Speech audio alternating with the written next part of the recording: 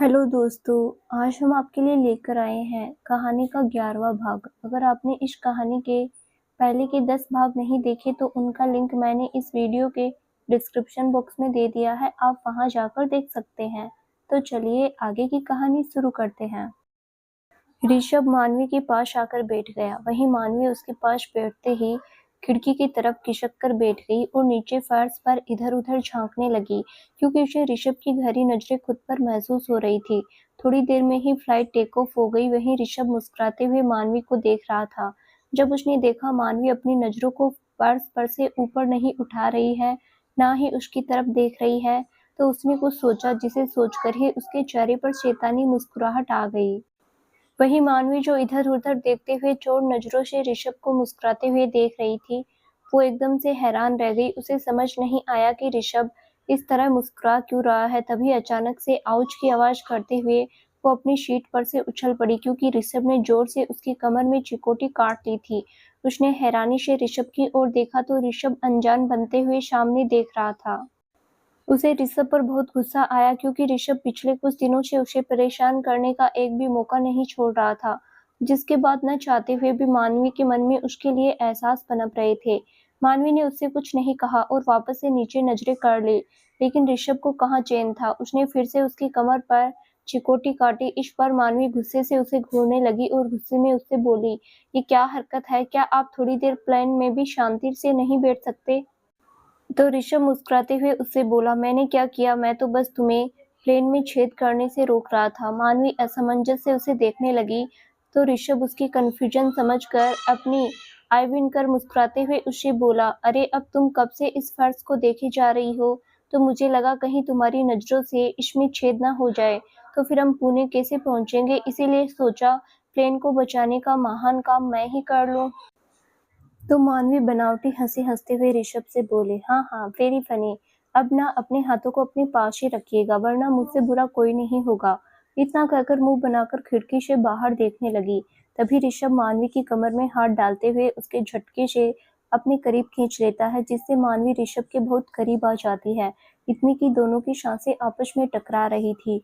साथ ही मानवी का चेहरा भी इस वक्त ऋषभ के चेहरे के बहुत करीब था। वो हैरानी ऋषभ को देख रही थी, जो शरारत से मुस्कुराते हुए उसे देख रहा था। तभी ऋषभ अपनी गर्म सांसों को मानवी के चेहरे पर छोड़ते हुए बोला, इट्स नॉट फेयर वाइफी, तुम्हारा इतना हैंडसम हॉट चार्मिंग हस्बैंड तुम्हारे बगल में बैठा है और तुम बाहर देख रही हो। थोड़ा ध्यान तो तुम्हें मुझ पर भी देना चाहिए। इतना कहकर उसके मुंह पर फूंक मार देता है, जिसकी उसकी गर्म सांसों की महक मानवी की सांसों में घुल जाती है। वो एकटक ऋषभ को देख रही थी। तभी ऋषभ फिर से बोला, वैसे कैसे लगा तुम्हें मेरा प्लान? देखा, मैं तुम्हें अपने पास ले आया और किसी को भनक भी नहीं लगी। इसीलिए आज के बाद कुछ भी करने से पहले सोच लेना कि तुम्हारा हस्बैंड तुमसे 10 कदम आगे है। जहाँ तुम्हारी सोच खत्म होती है, वहाँ से मेरी सोच शुरू होती है। अब चुपचाप ये बताओ कि सुबह से मुझसे दूर क्यों भाग रही हो? वहीं मानवी कुछ कहने वाली होती है कि तभी उसकी नज़र स्टाफ की कुछ लड़कियों पर पड़ती है, जो बार बार अपनी सीट से उचट उचट कर मानवी और ऋषभ को देखने की कोशिश कर रही थी। लेकिन पीयूष और पायल के सामने बैठने की वजह से उन्हें ऋषभ मानवी ठीक से दिखाई नहीं दे रहे थे, क्योंकि पीयूष जानबूझकर पायल को लेकर अपनी सीट से आगे की तरफ होते हुए बैठा था, जिससे कोई भी ऋषभ और मानवी को देख नहीं सकता था। वहीं ऋषभ भी जानबूझकर एक सीट छोड़कर मानवी की बगल वाली सीट पर बैठा था, जिससे पीछे वाले लोग भी ऋषभ और मानवी को देख नहीं पा रहे थे। मानवी खुद को ऋषभ से छुड़ाने लगी, लेकिन ऋषभ उसे नहीं छोड़ा, बल्कि अपनी पकड़ उस पर और मजबूत कर ली। मानवी खुद को असहाय महसूस करने लगी और ऋषभ से बोली, छोड़ दीजिए, हम फ्लाइट में हैं, सब देख रहे हैं, लोग क्या सोचेंगे हमारे बारे में? तो ऋषभ उसे अपने और करीब कर उसकी आंखों में देखते हुए बोला, देखने दो, मुझे किसी से कोई फर्क नहीं पड़ता। मुझे बस मेरे सवालों का जवाब चाहिए, जवाब दे दो, मैं तुम्हें छोड़ दूंगा। तो मानवी उसकी आंखों में देखती हुई बोली, बेशक आपको कोई फ़र्क नहीं पड़ता, लेकिन मुझे फ़र्क पड़ता है। आप उनके बॉस हैं, आप चाहे कुछ भी करें, फिर भी उनकी नज़रों में मैं गलत नहीं होऊंगा। लेकिन मैं सिर्फ महज एक एम्प्लॉय हूँ। अगर उन्होंने मुझे आपके करीब देखा तो वो ज़रूर मुझे कैरेक्टरलेस समझेंगे और मेरे चरित्र पर अंगुली उठाएंगे। तो क्या आपको ये अच्छा लगेगा? उसकी बात सुनकर ऋषभ उसे छोड़ते हुए बोला, वैसे तो किसी की हिम्मत नहीं कि मेरे होते हुए तुम पर या तुम्हारे चरित्र पर अंगुली उठाए। लेकिन तुम मेरे साथ कंफर्ट फील नहीं कर रही हो, इसीलिए तुम्हें छोड़ रहा हूँ। लेकिन इसका मतलब ये मत समझ लेना कि मैं अपने सवालों का जवाब लिए बिना रह जाऊँगा। मुझे मेरे सवालों के जवाब चाहिए, यही ना सही लेकिन पुणे पहुँचकर अपने सभी सवालों का जवाब मैं तुमसे लेकर रहूँगा। इतना कहकर अपनी सीट पर ठीक होते हुए बैठ जाता है। तभी पीछे वाली सीट पर से उठकर निशा ऋषभ के पास आई, जो बहुत देर से अपने कान लगाकर उन दोनों की बातें सुनने की कोशिश कर रही थी, लेकिन उसे कुछ सुनाई नहीं दे रहा था। वो ऋषभ से बोली, ऋषभ, मुझे मिस्टर ग्रोवर वाले प्रोजेक्ट पर कुछ पॉइंट समझ नहीं आ रहे, तो जब तक हम फ्लाइट में हैं तुम मुझे ये समझा दो। तो ऋषभ ने एक नज़र मानवी को देखा और निशा से बोला, यार निशा, हम फ्लाइट में हैं, अगर सब काम यही कर लोगी तो फिर वहाँ पहुँचकर क्या करोगी? इसीलिए कुछ देर भी तुम शांति से रेस्ट करो और मुझे भी करने दो। वैसे भी लास्ट नाइट मैं ठीक से सो नहीं पाया हूँ। उसकी बात सुनकर निशा मन महसूस कर रह जाती है, फिर खुद सोचते हुए ऋषभ से बोली, ओके ठीक है, फिर मैं यहीं बैठ जाती हूँ क्योंकि पीछे मुझे सफोकेशन फील हो रही है। ऋषभ कुछ कहता उससे पहले ही निशा वहीं उसके बगल में बैठ जाती है। ऋषभ चुप रह जाता है। वहीं मानवी उन दोनों को साथ देखकर अपनी नज़र वापस से विंडो की तरफ कर लेती है। वहीं निशा की मौजूदगी में ऋषभ मानवी से कुछ नहीं कहता और चुपचाप से अपना फ़ोन निकालकर उसे चलाने लगता है। थोड़ी देर बाद निशा का सर अचानक से ही ऋषभ के कंधे पर आ जाता है। ऋषभ देखता है तो निशा उसके कंधे पर सर रखे सो रही थी। निशा ने ऋषभ के कन्फेशन के बाद उससे दोस्ती नहीं तोड़ी, ना ही उससे नाराज हुई। यही सोचकर ऋषभ उसे कुछ नहीं कहता। थोड़ी देर बाद जैसे ही मानवी नज़र घुमाकर ऋषभ की ओर देखती है तो निशा का सर ऋषभ के कंधे पर देखकर उसकी आंखें अचानक ही झिलमिलाने लगती है। वो आंसू रोकने के लिए अपनी आंखें बंद कर अपने सर को पीछे सीट से टिका लेती है। तभी ऋषभ की नज़र मानवी पर पड़ी। उसने सोचा शायद मानवी भी सो गई। उसने आगे बढ़कर मानवी को अपनी बाहों में लेना चाहा कि तभी निशा ने उसकी बाह को कसकर पकड़ लिया और उस पर सर रखकर दोबारा से सो गई। तो ऋषभ ने भी चिढ़कर अपनी आंखें बंद कर ली और सर सीट से टिका दिया। लगभग 3 घंटे बाद सभी लोग पुणे पहुंच गए। वहां की फ्रेश एयर में मानवी का मूड भी ठीक हो गया। सभी ने एयरपोर्ट से अपना सामान लिया और टैक्सी के थ्रू होटल जाने लगे। ऋषभ ने सभी के लिए अपने दोस्त का 7 स्टार होटल बुक किया हुआ था। सभी लोग होटल पहुंच गए और चेकिंग कर अपने अपने रूम में चले गए। गर्ल्स को 2-2 के ग्रुप्स में रूम दिया गया था। मानवी पायल के साथ रूम शेयर कर रही थी, इसीलिए वो उसके साथ उसके रूम में चली गई। वहीं ऋषभ, जो मानवी से बात करना चाहता था, उसने मानवी को रोकना चाहा पर स्टाफ के सामने उसे चुप रहना पड़ा। फिर वो भी अपने रूम में चला गया। दोनों अपने रूम में आई तो पायल बेड पर बैठकर मानवी को देखने लगी। वहीं मानवी ने अपना लगेज रखा और उसे अनपैक करने लगी। तभी पायल एक्साइटेड होते हुए मानवी से बोली, वैसे मानवी, तुझे ऋषभ सर के साथ बैठकर कैसा लगा? बाय गॉड, जब ऋषभ सर तेरे पास बैठ रहे थे तो ऑफिस की लड़कियों का चेहरा देखने लायक था। सबकी सब जल जल कर राख हुए जा रही थी। उसकी बात सुनकर मानवी को सफर के दौरान ऋषभ का उसे परेशान करना याद आ गया, साथ ही ऋषभ की बातें भी। तो उसके चेहरे पर हल्की लाली आ गई। वो मुस्कुरा उठी। जब पायल ने उसे इस तरह अपने आप में मुस्कुराते हुए देखा तो उठकर उसके पास आई और उसे गौर से देखते हुए बोली, हे, तुम ब्लश कर रही हो, कहीं ऐसा तो नहीं सर और तुम्हारे बीच में कुछ चल रहा हो? वैसे भी मैंने हमेशा सर को तुम्हारी ओर कुछ अलग ही तरीके से देखते हुए देखा है और महसूस भी किया है कि जब तुम हमारे साथ होती हो तो सर की नज़रें सिर्फ और सिर्फ तुम पर टिकी रहती है। तो सच बताओ, अगर सच में तुम्हारे और सर के बीच कुछ हुआ है तो सबसे ज़्यादा खुशी मुझे ही होगी, बिकॉज तुम्हारी और सर की जोड़ी एकदम परफेक्ट लगती है। वो इतने हैट हैंडसम एग्री फ्रेश वाले, वहीं तुम इतनी ब्यूटीफुल इनोसेंट। सच में जब तुम दोनों साथ बैठे थे ना तो बिल्कुल परफेक्ट कपल लग रहे थे। प्लीज़ बताओ ना। तो मानवी वापस से खुद को नॉर्मल कर पायल के सर पर चपत लगाते हुए बोली, पागल, ऐसा कुछ नहीं है, तुम भी ना कुछ भी सोच लेती हो। वैसे भी सर खुद मेरे पास आकर बैठे थे, मैंने खुद से नहीं बुलाया। फिर निशा मैम भी तो हमारे साथ बैठी थी ना, तो फिर तुम ऐसा कैसे सोच सकती हो? तो पायल अपना सर पकड़कर बोली, अरे यार, उस चुड़ैल को तो मैं भूल ही गई। ये सर भी ना, इन्हें भी वो चुड़ैल ही पसंद आनी थी। काश कुछ ऐसा हो जाए जिससे वो चुड़ैल सर का पीछा छोड़ दे और सर तुम्हें पसंद करने लगे और तुम दोनों एक हो जाओ। उसकी बात सुनकर मानवी चुपचाप से अपने कपड़े लेकर बाथरूम में चली जाती है। वहीं पायल वापस से बेड पर बैठकर अपना फ़ोन स्क्रॉल करने लगती है। वहीं ऋषभ अपने रूम में यहाँ होने वाले अपने फैशन शो की डिटेल्स चेक कर रहा था, क्योंकि इस बार इस फैशन शो में बड़ी बड़ी कंपनियां भाग ले रही थी। बेशक ऋषभ की कंपनी हर बार जीत अपने नाम कर दी थी, लेकिन फिर भी ऋषभ अपनी तरफ से कोई कमी नहीं रखना चाहता था। जिससे लास्ट मोमेंट पर उसकी कंपनी जीत न पाए। वो फाइल चेक कर ही रहा था कि तभी उसके रूम की बेल बजने लगी। उसने उठकर दरवाजा खोला तो सामने पीयूष को देखकर हैरान रह गया और उससे बोला, तुम यहाँ? तुम तो मिस्टर चंद्रा के साथ मीटिंग करने जाने वाले थे ना, फिर अब तक गए क्यों नहीं? देखो, मैं नहीं चाहता हमारी एक लापरवाही और हमसे हमारी जीत का चांस छीन ले। तो पीयूष डरते हुए बोला, सर प्लीज नाराज मत होइएगा, लेकिन यहाँ आपको लाने का प्लान शिवम सर का था। उन्होंने पहले ही मिस्टर चंद्रा और मिस्टर ग्रोवर के साथ की सभी मीटिंग अटेंड कर ली थी। बाकी बातें आप शिवम सर से ही कर लीजिए। इतना कहकर बिना ऋषभ की बात सुने वापस वहां से लौट गया। वहीं उसे इस तरह जाते देख ऋषभ हैरान रह गया। उसने दरवाजा बंद किया और शिवम जी को कॉल लगा दी। जैसे ही शिवम जी ने कॉल किया तो उधर से ऋषभ बोला, डैड, जब आप वहीं से सभी मीटिंग्स को अटेंड कर लिया था तो फिर मुझे बताया क्यों नहीं? मैं बेवजह इतने टाइम से परेशान था। तो शिवम जी मुस्कुराते हुए बोले, वो इसीलिए कि मैं तुम्हें सरप्राइज देना चाहता था। वैसे भी मैं चाहता था कि तुम और बहू कुछ समय साथ बिताओ।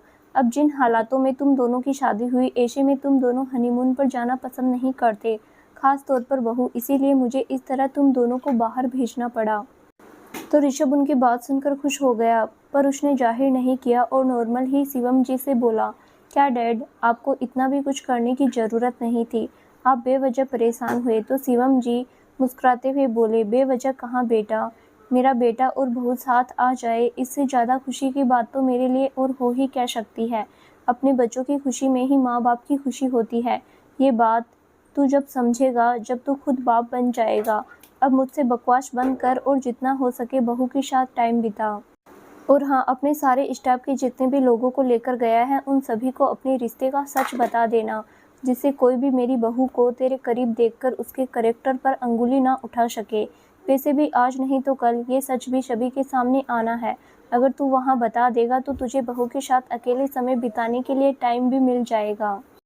उनकी बात सुनकर ऋषभ ने हाँ में सिर हिला दिया और कुछ देर बाद बात करने के बाद फ़ोन रख दिया। आज वो खुश था। उसने फैसला किया कि जैसे ही उसका फैशन शो कंपटीशन हो जाएगा, उसके बाद पार्टी में वो सभी को अपनी और मानवी की शादी का सच बता देगा। वहीं दूसरी तरफ निशा अपने कमरे में किसी से फ़ोन पर बातें करते हुए बोली, तो तुम आ रहे हो ना?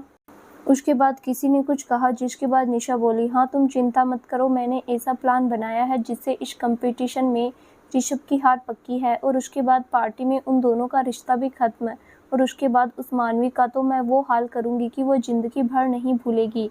दूसरी तरफ एक अनजान जगह पर एक लड़की अपने सामने खड़े एक आदमी की तरफ ऋषभ और मानवी की फ़ोटो बढ़ाते हुए बोली, यही है वो दोनों, अब बोलो कितना लोगे? तो वो आदमी दोनों फोटो में से मानवी की फ़ोटो देखते हुए बोला, आपका काम हो जाएगा मैडम, लेकिन एक बात पूछनी थी, ये जो लड़की है इसको सिर्फ मारना ही है या फिर हम इसके साथ कुछ भी कर सकते हैं? तो वो लड़की शैतानी हंसी हंसते हुए बोली, इतना घुमा फिरा कर पूछने की क्या ज़रूरत है? सीधे बोलो ना कि इसकी खूबसूरती पर तुम्हारी नीयत खराब हो गई है। खैर, तुम इसके साथ जो चाहे कर सकते हो, लेकिन इतना ध्यान रखना, ये बचनी नहीं चाहिए और ना ही ये ऋषभ सहगल। यहाँ से मुंबई इन दोनों की लाश जानी चाहिए, बाकी अपनी कीमत बोलो। तो वो आदमी शैतानी हंसी हंसते हुए बोला, आप भी क्या याद करोगे मैडम, जब आपने राका को हुस्न परी दी है तो राका भी आपको 10% डिस्काउंट देगा। हाँ, लेकिन 10 लाख एडवांस जमा कर देना और बाकी 80 लाख काम होने के बाद। तो वो लड़की उस आदमी को घूरते हुए बोली, कीमत कुछ ज़्यादा नहीं बता रहे तुम? तो राका हंसते हुए बोला, अरे मैडम, 2 लोगों को मारना है, कोई गाजर मूली काटने का काम नहीं है। ऊपर से आदमी भी कोई छोटा मोटा नहीं है, इसीलिए लोगों को खिलाने में और सबूतों को मिटाने में भी पैसे लगते हैं। वैसे भी इस लड़की की वजह से मैंने 10 लाख रुपए कम कर दिए हैं, अब ज़्यादा नहीं कर सकता। तो वो लड़की राका से बोली, ठीक है, लेकिन काम बिल्कुल सफाई से होना चाहिए, मेरा नाम भी इन सब में नहीं आना चाहिए। तो राका हाँ में सिर हिला देता है और वो लड़की अपनी कार में बैठकर चली जाती है। सभी लोग दोपहर का खाना अपने कमरों में ही खाया था, उसके बाद आराम करने लगे थे, क्योंकि कल फैशन शो होने के कारण उन्हें कल पूरा दिन बिजी रहना था। साथ ही आज रात में उन्हें कल की सारी तैयारियां देखनी थी। देखते ही देखते शाम हो गई। सर्दियों का मौसम होने की वजह से अंधेरा छाने लगा था। सभी लोग अपने कमरों से बाहर निकलकर बाहर बने गार्डन में चले आए। ऋषभ ने सभी के लिए वहीं पर डिनर का अरेंजमेंट किया हुआ था। उसने गार्डन का एक बहुत बड़ा हिस्सा अपने पूरे स्टाफ के कंफर्ट के लिए अलग से बुक किया था। सर्दियों का मौसम भी था, इसीलिए वहां पर उसने सबके लिए बोनफायर के साथ अलग से बैठने के लिए चेयर भी लगवाई हुई थी। सभी लोग वहीं चेयर पर बैठ गए। तभी उन सभी की नज़र वहीं पर चलकर आ रहे ऋषभ पर पड़ी, जो अपने बोसी ओरे के साथ चलकर वहीं आ रहा था। उसकी चाल में गजब का एटीट्यूड झलक रहा था। पहले तो सब लोग उसे अपनी तरफ आता देख हैरान थे, लेकिन फिर साथ में खुश भी हो गए, क्योंकि आज उनका बॉस उनके साथ टाइम जो बिताने वाला था, काम के बहाने से ही, पर आज उन लोगों को ऋषभ को नज़दीकी से देखने के साथ ही जानने का मौका मिलने वाला था। लड़कियों की तो उस पर से नज़र ही नहीं हट रही थी। ऋषभ ने आज बिजनेस सूट या 3 पीस सूट पहनने की जगह सिर्फ नॉर्मल कपड़े पहने हुए थे। व्हाइट शर्ट और ब्लू जींस के साथ ही कॉलर से लेकर सीने तक के 2-3 बटन खुले हुए थे, जिसमें से उसका चौड़ा सीना बाहर झांक रहा था। साथ ही शर्ट के परफेक्ट फिटिंग होने के कारण उसके 8 पैक एब्स शर्ट से बाहर झांक रहे थे। शर्ट की बाजुओं को मोड़कर कोहनी तक किया हुआ था। आज ऋषभ को देखने पर वो कहीं से भी बिजनेसमैन नहीं लग रहा था। आज वो एक कॉलेज का lovey dovey handsome and hot boy लग रहा था। ऊपर से उसका एटीट्यूड, हाय माशा अल्लाह, लड़कियों को आहें भरने पर मजबूर कर रहा था। ऋषभ वहीं आकर एक चेयर पर बैठ गया। वहाँ कोई था जो गुस्से में उन लड़कियों को घूर रहा था। वो कोई और नहीं बल्कि मानवी थी, जो कि दूसरी ओर से उन्हीं की तरफ आ रही थी।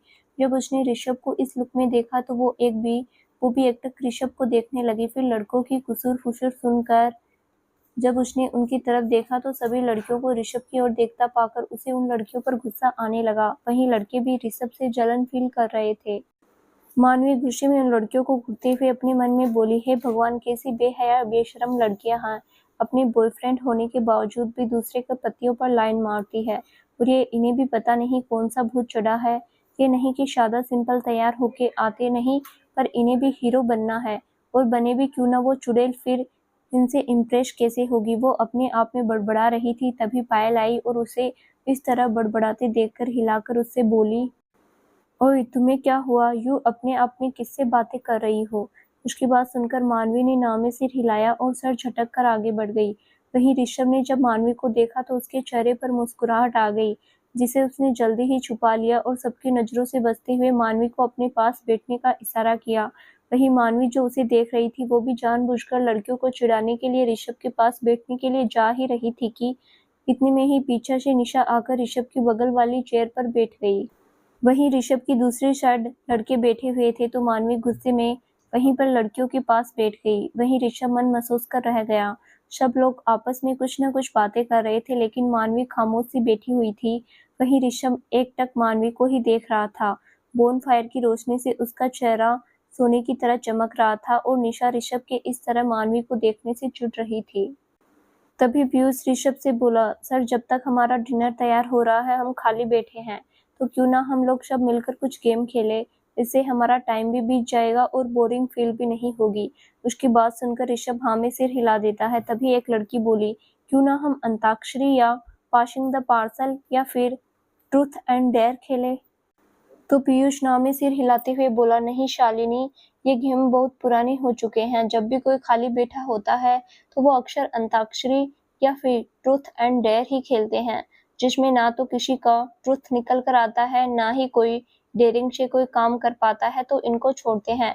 तभी पायल कुछ सोचते हुए बोली, क्यों ना हम पासिंग का पार्सल खेलें, लेकिन ट्विस्ट के साथ, और वो ये कि हम एक बोल में चिट बनाकर रखेंगे, जिसमें अलग-अलग तरह के ऑप्शन होंगे। जैसे कि किसी को मूवी की एक्टिंग करनी होगी, तो किसी को कोई डायलॉग, तो किसी को बिना बोले किसी मूवी का नाम बताना होगा। और अगर उसमें किसी का नाम हुआ तो उसे उसके साथ डांस करना होगा, चाहे वो लड़का हो या लड़की। और जिसके पास भी पिलो, उसे ये सब करना होगा। तो क्या कहते हैं आप सब? तो सभी लोग उसकी बात से सहमत होकर हाँ में सिर हिला देते हैं और खेल की तैयारी शुरू कर देते हैं।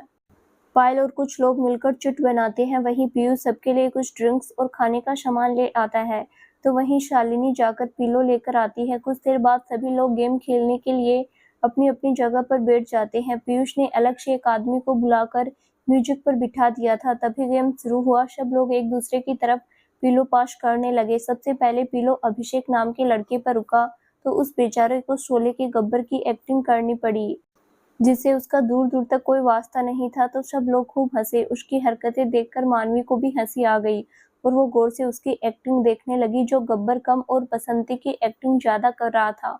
वहीं उसे हंसते देखकर ऋषभ उसे घूरने लगा। उसने जानबूझकर सबका ध्यान अभिषेक की तरफ देखकर अपने पास से एक छोटा सा स्टोन उठाकर मानवी की तरफ फेंका, जिससे मानवी का ध्यान उस पर गया और वो गुस्से में उसे घूरने लगी। वहीं ऋषभ ने जानबूझकर उसे देखकर फ्लाइंग किस दी और अपनी आंख मार दी, जिससे मानवी का चेहरा शर्म से लाल हो गया। वो उस पर से अपनी नजरें उठाकर अभिषेक की तरफ देखने लगी, लेकिन उसके होठों पर हल्की सी मुस्कुराहट आ गई। वहीं उसका लाल हुआ चेहरा देखकर ऋषभ के चेहरे पर मुस्कुराहट आ गई। इस बार सीमा आउट हुई और उसे हमको तुमसे प्यार है मूवी का नेम बिना बोले बताना था, तो वो बार बार मूवी का नाम बताने की कोशिश करने लगी, लेकिन सब लोगों को समझ नहीं आ रहा था। वहीं उसका बॉयफ्रेंड भी कंफ्यूजन में उसका मतलब समझने की कोशिश कर रहा था। वहीं ऋषभ को उसकी बात का मतलब समझ आ चुका था, इसीलिए उसने अपने हाथ में पकड़ी पीनट्स जिन्हें वो खा रहा था, उसमें से एक पीनट उठाकर फिर से मानवी की तरफ फेंकी। जैसे ही मानवी ने उसकी तरफ देखा तो उसने पहले फिंगर को अपनी तरफ पॉइंट किया, फिर मानवी की तरफ देखा, फिर अपने सीने पर दो हाथों को ले जाकर दिल के पास हाथों को जोड़कर हार्ट बनाया और मुस्कुराते हुए फिर से मानवी को देखते हुए आंख मारी और फ्लाइंग किस चिपका दी, जिस पर मानवी उसे हैरानी से देखने लगी। तभी किसी ने मूवी का नाम बोल दिया तो मानवी को लगा कि ऋषभ उसे मूवी का नेम बता रहा था और कहाँ वो कुछ और ही सोच रही थी, इसीलिए वो अपनी सोच पर हंस पड़ी और फिर ऋषभ को देखकर मुंह बनाकर सामने देखने लगी। वहीं ऋषभ उसकी हरकत से चिढ़ गया। पता नहीं ये लड़की और कितना भाव खाएगी, ये सोचकर उसने मानवी को देखकर नामे सिर हिलाया और सामने देखने लगा। धीरे धीरे सब आउट होते गए। अब सिर्फ ऋषभ, मानवी, निशा ही बचे थे और सब लोग बड़ी ही उत्सुकता से उन तीनों को देख रहे थे कि उनमें से कौन जीतेगा। धीरे धीरे सभी गेम से बाहर हो गए। अब बस ऋषभ, मानवी और निशा ही बचे थे। सभी लोग बड़ी उत्सुकता से उन तीनों को ही देख रहे थे। तभी ऋषभ ने पीयूष को इशारा किया, जिसे समझकर पीयूष तुरंत उठकर म्यूजिक वाले के पास चला गया और उसे कुछ कहा और उसके बाद चिट वाले बॉल के पास आकर खड़ा हो गया, जिसके बाद उसने ऋषभ की ओर देखकर डन का इशारा किया। इसे देखकर ऋषभ के चेहरे पर शैतानी मुस्कुराहट आ गई और वो वापस से गेम पर ध्यान देने लगा। उसने देखा मानवी उसकी तरफ पिलो पास करने वाली है, तो उसने मौका पाते ही मानवी की तरफ देखकर अपनी आई वीक कर दी, जिस पर मानवी हैरानी से उसे देखने लगी और पिलो उसके हाथ में ही रह गया। तभी म्यूजिक रुक गया, सभी लोग तालियां बजाने लगे। तभी पायल बोली, चलो मानवी, अब चिट निकालो और अपनी सजा पूरी करो। तो मानवी उठकर जाने लगी कि पीयूष बोला, अरे तुम रुको, मैं निकाल देता हूँ। इतना कहकर बोलकर बोल में से एक चिट निकालकर मानवी के पास ले आया। मानवी ने चिट को ले लिया और जैसे ही खोलकर देखा तो हैरान रह गई। सब लोग मानवी को ही देख रहे थे, वहीं मानवी हैरानी से चिट को देख रही थी। तभी पायल ने उसके हाथ से चिट छीन ली और उसे देखने लगी, जिसके बाद उसके चेहरे पर मुस्कुराहट आ गई। वो एक्साइटमेंट में बोली, अरे वाह, तुम्हारी चिट में ऋषभ सर का नाम, इसका मतलब तुम्हें सर के साथ डांस करना होगा। उसकी बात सुनकर कुछ लड़कियां खुशी से तालियां बजाती है तो कुछ ऋषभ से जलन फील करने लगते हैं, जो कि मानवी के साथ डांस करने के सपने देख रहे थे। वहीं कुछ लड़कियां मानवी से जलन फील कर रही थी, क्योंकि यहाँ आने के समय से लेकर अब तक उन्होंने ऋषभ के करीब रहने की बहुत कोशिश की थी, लेकिन हर बार मानवी बाजी मार ले जाती थी। अब सभी का ध्यान ऋषभ पर था कि वो मानवी के साथ डांस को लेकर क्या कहेगा, क्योंकि ऑफिस में सभी जानते थे कि ऋषभ शुरुआत से ही लड़कियों से दूर रहता था। यहाँ तक कि फीमेल स्टाफ से भी वो मीटिंग के दौरान ही बात करता था। बाकी किसी को भी कोई भी फाइनल सिग्नेचर लेने होते तो वो पीयूष के पास जाना चाहता था। अब सब लोग ये सोच रहे थे कि मानवी के साथ डांस करने को लेकर ऋषभ का क्या फैसला होगा। सब ऋषभ को देख रहे थे और ऋषभ मानवी को। तभी मानवी सबसे बोली, सॉरी गाइज, बट मुझे डांस करना नहीं आता। अगर आप चाहो तो मुझे कोई और पनिशमेंट दे दो, लेकिन डांस रहने दो। उसकी बात पर सभी सिर हिलाकर एक दूसरे से बात करने लगे। वहीं ऋषभ उठकर म्यूजिक वाले के पास चला गया। अभी कोई कुछ कहता कि तभी गाने के बोल सभी के कानों में पड़े, मरीजे इश्क में हूँ। ऋषभ चलते हुए मानवी के पास आया और अपना हाथ आगे बढ़ा दिया।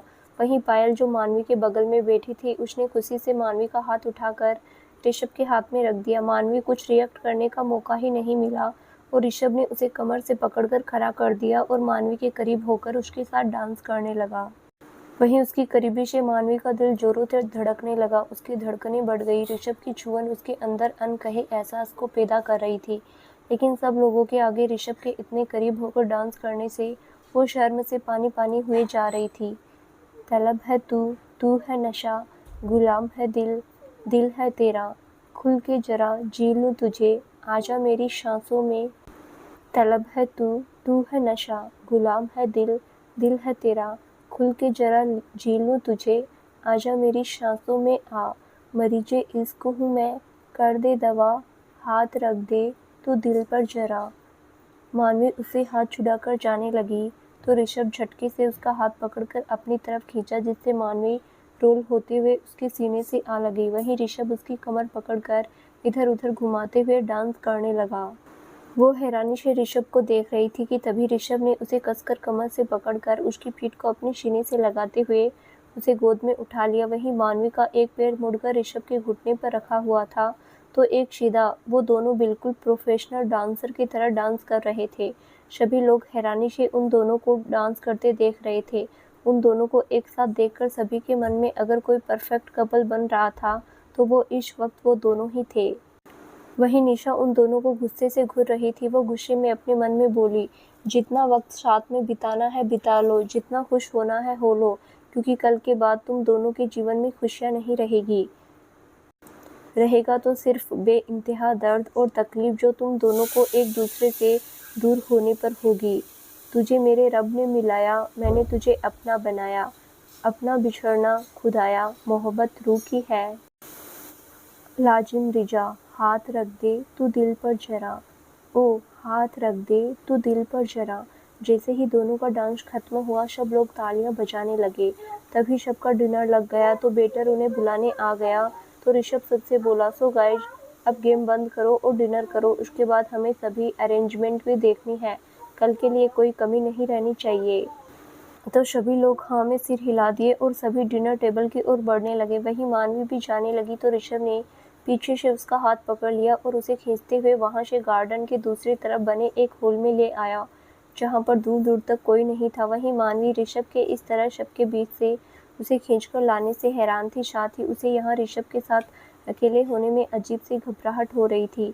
वो वहां से जाने लगी तो ऋषभ ने उसे कसकर पकड़कर दीवार से सटा दिया और अपने दोनों हाथ उसके आजू बाजू रख लिए, जिससे मानवी वहां से न जा सके, और एकटक मानवी के चेहरे को देखने लगा जो कि चांद की रोशनी पड़ने से चमक रहा था। ऋषभ को कुछ न बोलते देख मानवी की घबराहट और बढ़ गई।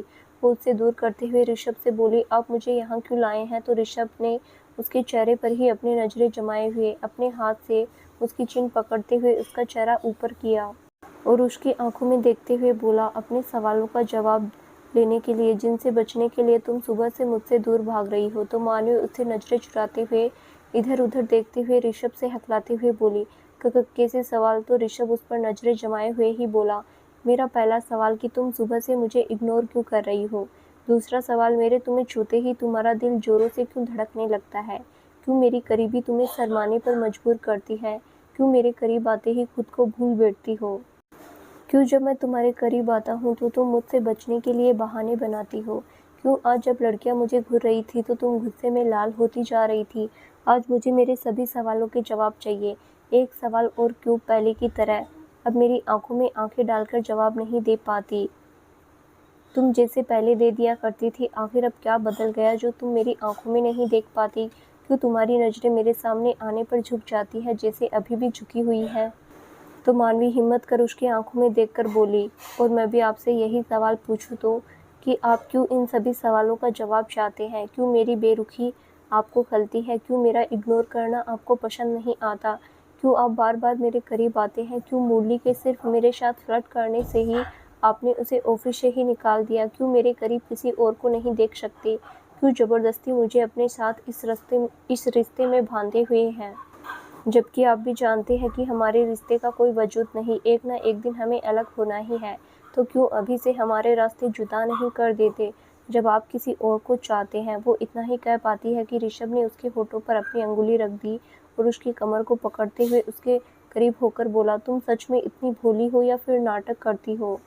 मतलब तुम्हें सच में समझ नहीं आता कि मैं ऐसा क्यों कर रहा हूँ, जबकि थोड़ी देर पहले मैं इशारों में ही तुम्हें सब समझा चुका हूँ और अब डांस के जरिए भी अपनी फीलिंग बयां कर चुका हूँ। उसकी बात सुनकर मानवी को ऋषभ की इशारों में कही गई बात, हमको तुमसे प्यार है, याद आ जाती है। अभी वो ऋषभ से कुछ कहती कि तभी ऋषभ का फ़ोन बजने लगता है। पीयूष का कॉल देखकर ऋषभ कॉल पिक कर लेता है। वहीं मानवी को अपने अतीत से जुड़ी बातें फिर से याद आ जाती है, इसीलिए वो ऋषभ का ध्यान भटकते देख वहाँ से भाग जाती है। मानवी वहाँ से आकर सबके साथ खाना खाने बैठ गई। वहीं ऋषभ भी उसके पीछे ही चला आया, क्योंकि पीयूष ने कॉल उसे बुलाने के लिए ही किया था। ऋषभ खाना खाते हुए मानवी को घूर रहा था। वहीं मानवी नजरें नीचे किए हुए चुपचाप खाना खा रही थी। उसकी हिम्मत भी नहीं हो रही थी ऋषभ की ओर एक नज़र देखने की, क्योंकि ऋषभ की घुरती हुई नज़रों की तपिश उसे अपने चेहरे पर महसूस हो रही थी। थोड़ी देर बाद सबका खाना हुआ तो सब लोग वापस से बोनफायर के पास वहीं बैठकर आगे की कंपटीशन की तैयारी देखने लगे। धीरे धीरे रात गहरा रही थी, जिससे ठंड बढ़ती जा रही थी। मानवी को भी ठंड लगने लगी थी, लेकिन वो चुपचाप बिना किसी से कुछ कहे अपना काम कर रही थी। जब ऋषभ ने देखा कि मानवी को ठंड लग रही है तो वो सबसे बोला, बाकी की तैयारी सब लोग कल देख लेना, अब सोने चलो, वैसे भी रात बहुत हो गई है और ठंड भी काफ़ी है। उसके इतना कहते ही सब लोगों को सुकून मिला। वहीं मानवी को जाते देख ऋषभ भी मुस्कुरा उठा।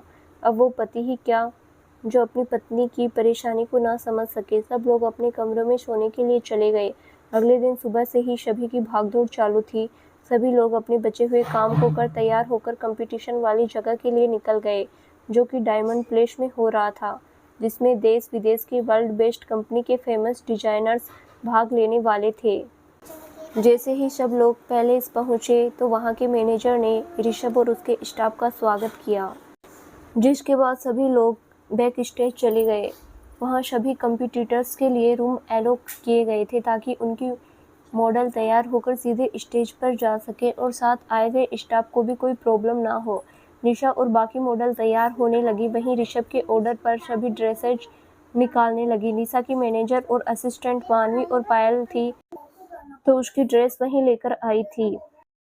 वहीं बाहर कंपटीशन चालू हो चुका था। तभी स्टेज पर मिस्टर अशोक बंसल आए और सभी का अभिवादन करते हुए बोले, good afternoon ladies and gentleman. जैसा कि आप जानते हैं, ये फैशन कंपटीशन पुणे का बिगेस्ट फैशन कंपटीशन है, जिसमें वर्ल्ड की बेस्ट कंपनियां अपनी बेस्ट ड्रेसेज को बेस्ट मॉडल के साथ की रिप्रेजेंट करेगी, और जो जीतेगा वो हमेशा की तरह ही इंडिया का बेस्ट डिजाइनर और साथ ही उसकी कंपनी को इंडिया की वर्ल्ड बेस्ट कंपनी का टाइटल मिल जाएगा। हालांकि काफी टाइम से ये टाइटल एक ही इंसान को मिलता आया है, वो है ऋषभ सहगल। तो चलिए देखते हैं इस बार भी उनकी किस्मत उनका साथ देती है या फिर इस बार बाजी कोई और ही मार जाता है। तो चलिए देर न करते हुए कंपटीशन शुरू करते हैं और शुरुआत करते हैं मिस्टर जुनेजा से। उनकी बात पर सभी लोग तालियां बजाने लगते हैं। वही मानवी जैसे ही निशा को उसकी ड्रेस निकाल कर देती है तो सभी लोग और मानवी भी खुद हैरान रह जाती है, क्योंकि निशा की ड्रेस जगह जगह से फटी हुई थी। उसे समझ नहीं आया कि जब उसने निशा की ड्रेस को पैक करके गाड़ी में रखा था तब तो वो बिल्कुल ठीक थी, लेकिन अब फट कैसे गई। सब लोग परेशान हो जाते हैं। तभी सीमा मानवी से बोली, क्या मानवी, तुमने ड्रेस को ठीक से चेक नहीं किया था क्या? ये फट कैसे गई? अगर ऋषभ सर को पता चला तो वो हमें मार ही डालेंगे, और अब तो कंपटीशन भी शुरू हो चुका है। तभी निशा के चेहरे पर शैतानी मुस्कुराहट आ जाती है और वो जोर से हल्ला मचाते हुए मानवी से बोली, तुम इतनी केयरलेस कैसे हो सकती हो मानवी? तुमने मेरी ड्रेस को ठीक से चेक नहीं किया। अगर किया होता तो ये इस तरह फटी नहीं होती। आज तुम्हारी वजह से ऋषभ इस कंपटीशन को हार जाएगा और उसकी सालों की मेहनत जो उसने अपनी कंपनी को नंबर 1 बनाने के लिए की थी, सब डूब जाएगी। तो मानवी घबराते हुए बोली, नहीं निशा मैम, सच में मैंने आते वक्त इसे बहुत संभाल कर रखा था और ये बिल्कुल ठीक थी। मुझे नहीं पता इसकी ये हालत कैसे हुई। मैं सच कह रही हूँ। अगर आपको मेरी बात पर विश्वास नहीं तो आप पायल और अभिषेक से पूछ लीजिए, दोनों की मेरे साथ ही थे। मैंने दोनों को ड्रेस रखने से पहले दिखाई भी थी, ये देखने के लिए कि कहीं इसमें कुछ कमी तो नहीं रह गई। तो निशा गुस्से में बोली, पायल की तो तुम बात ही मत करो, सब जानती हो मैं मेरे पीठ पीछे तुम दोनों की कि मुझे लेकर क्या क्या बात करती हो। वो पायल तो तुम्हारी चमची है, जब देखो तुम्हारे कहने पर चलती है। क्या पता तुमने जानबूझकर इस ड्रेस को खराब किया हो, ताकि मैं भी इस कंपटीशन में भाग न ले पाऊं और ऋषभ भी हार जाए। तभी अभिषेक मानवी की साइड लेते हुए बोला, लेकिन मैम, मानवी ऐसा क्यों करेगी? आखिर ऋषभ सर के हारने से उसे क्या फ़ायदा? उल्टा वो ये कंपनी में काम करती है, उसकी ही रेपुटेशन घटेगी। फिर वो सच कह रही है, उसने मेरे सामने ही ड्रेस को पैक किया था, तब उस ड्रेस में कोई भी फॉल्ट नहीं था। तभी मानवी ड्रेस को देखते हुए निशा से बोली, 1 मिनट मैम, आपको मुझ पर जितने भी इल्ज़ाम लगाने हैं बाद में लगा लीजिएगा। लेकिन अभी इस ड्रेस को फिक्स करना बहुत ज़रूरी है, थोड़ी देर बाद आपका ही नंबर आने वाला है, इसीलिए हमें पहले इस ड्रेस को फिक्स करने के बारे में सोचना चाहिए, ना कि एक दूसरे से बहस करनी चाहिए। तो निशा गुस्से में बोली, तो अब तुम बताओगी कि मुझे क्या करना चाहिए और क्या नहीं? तुम्हें तो मैं, वो इसे आगे कुछ कहती तभी ऋषभ की आवाज़ सभी के कानों में पड़ी। क्या हो रहा है यहाँ, क्यों शोर शराबा मचा रखा है? कहते हुए वो अंदर आया। जैसे ही उसकी नज़र मानवी की नज़रों से मिली तो उसकी आंसू भरी आंखों को देखकर उसके दिल में चुभन का एहसास हुआ। उसने अपने हाथों की मुट्ठी कसकर बांध ली।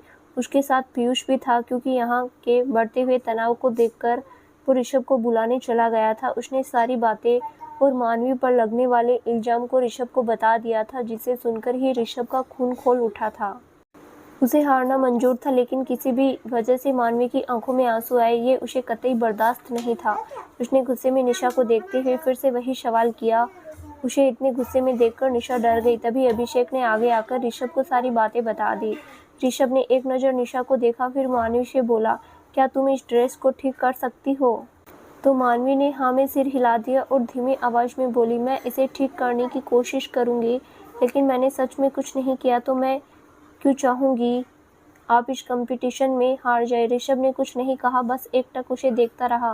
वहीं मानवी उस ड्रेस को ठीक करने लगी। उसने कुछ कलरफुल रिबन्स लिए और कुछ स्टोन उसने एक साइड से उस ड्रेस को कट कर दिया, साथ ही वहाँ पर वाइट कलर के प्लस की लड़ियाँ लगाने लगी। वहीं उन रिबन से उसने कुछ फ्लावर बनाए और जगह जगह कट लगने वाली जगहों पर लगा दिए, जिनके ऊपर स्टोन लगा दिए। एक साइड से उस ड्रेस को ऑफ शोल्डर कर दिया, साथ कमर पर लगे कट पर एक बेहद खूबसूरत सा डिजाइन बना दिया, जिससे वो ड्रेस पहले से भी ज़्यादा सुंदर और अट्रैक्टिव बन गई। सब लोग हैरानी और खुशी से उस ड्रेस को देखने लगे। वहीं ऋषभ भी मानवी के काम से सेटिस्फाइड नजर आ रहा था। वो प्यार भरी नज़रों से मानवी को देख रहा था। मानवी ने वो ड्रेस लाकर ऋषभ को दे दी तो ऋषभ ने उसे लेकर निशा को देते हुए उससे बोला, किसी पर भी इल्ज़ाम लगाने से पहले ये सोच लिया करो कि वो इंसान अगर ऐसा करेगा तो क्यों करेगा। तुम्हारी ड्रेस को संभालने की जिम्मेदारी मानवी और पायल की थी। ऐसे में अगर वो तुम्हारी ड्रेस खराब करती तो सबसे पहले इल्ज़ाम उन्हीं पर जाएगा। कि बेवकूफ़ी ये दोनों करेगी नहीं। और रही मेरे इस कंपटीशन में हारने की बात, तो अगर ये ऐसा चाहती तो इस वक्त तुम्हारी ड्रेस सही नहीं करती, झूठ भी बोल सकती थी कि इसे ये काम नहीं आता। इसीलिए हर किसी को एक नज़र से देखना बंद करो। निशा ऋषभ के गुस्से को जानती थी, इसीलिए वो कुछ नहीं बोली और चुपचाप से ड्रेस को लेकर तैयार होने चली गई।